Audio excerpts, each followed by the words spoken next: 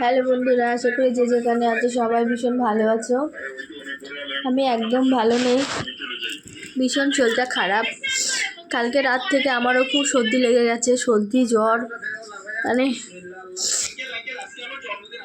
সোনাকে আজকে স্কুলে নিয়ে যেতে পারিনি, আমার শরীর অসুস্থতার জন্য ওকে নিয়ে যেতে পারিনি না, ওর শরীর এত খারাপ। কালকে তো তোমাদেরকে বলেছি, তো ওর পাপা বলছে একদম না, ছেলের শরীর ভালো না, ওকে স্কুলে নিয়ে যাবে না। তারপর আর আমি ফ্রেশ ট্রেশ হয়ে রেডি হয়েছিলাম নিয়ে যাবো বলে, ওর পাপা আমাকে যেতে দিল না।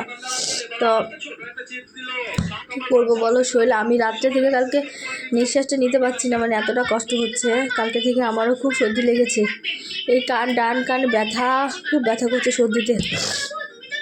এখন ওর পাপা অফিস যাবে, 5:30 বেজে গেছে, তাই ঘরটা একটু গোছাচ্ছি। ছেলেকে খাওয়ালাম, ছেলের তো কত কাজ থাকে, যাদের ঘরে ছোটো বাচ্চা আছে তোমরা তো জানো যে একটা বাচ্চা ঘরে থাকলে কতটা কাজ করতে হয়। এই দেখো কতগুলো জামা কাপড়, এগুলো সব গোছাবো।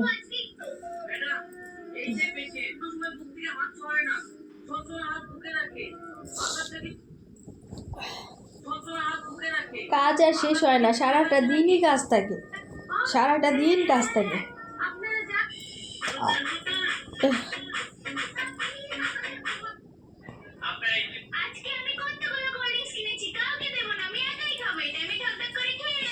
সারাটা দিন কাজ থাকে, কাজের কোনো শেষ নেই। এই যে এখন জামা কাপড়গুলো গুছিয়ে রাখবো, ছেলেকে এক্ষুনি ঘুম পাড়াবো, তা নাহলে আবার 8:45 বাজে ম্যাম চলে আসবে।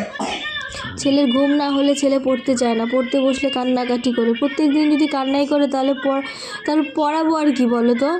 হ্যাঁ, কি পড়তে বসাবো ওকে, ও যদি প্রত্যেক দিন কান্নাকাটি করে? তুমি বলো,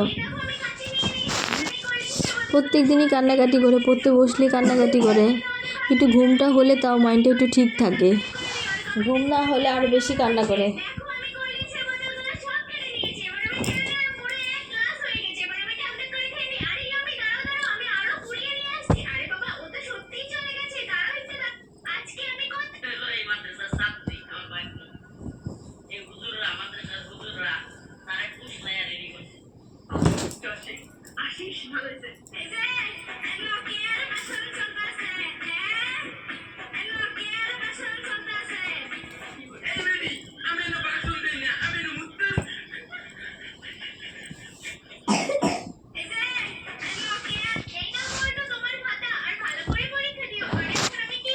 এই কাজ শেষ হলে তারপর ছেলেকে ঘুম পাড়িয়ে নিজে আজকে কী করব। আর তোমাদের তো বলেছিলাম যে আমার শরীরটাও খুব খারাপ। তো তোমরা বন্ধুরা যে যেখানে আছো সবাই ভালো থেকো। আর এই ওয়েদার চেঞ্জের কারণে শরীরটা এত অসুস্থ হয়ে যাচ্ছে, সত্যি ভীষণ অসুস্থ হয়ে গেছি, কথা বলতে পারছি না, এতটা কষ্ট হচ্ছে। সবাই খুব ভালো থাকো, সবাইকে অনেক অনেক ভালোবাসা বন্ধুরা, সবাইকে অনেক অনেক ভালোবাসা। যে যেখানে আছে সবাই আমার ভিডিওটা অবশ্যই দেখবে, আমার জন্য সবাই আশীর্বাদ করো, আমি যেন আমার সোনাকে নিয়ে ভালো থাকতে পারি। টাটা বন্ধুরা।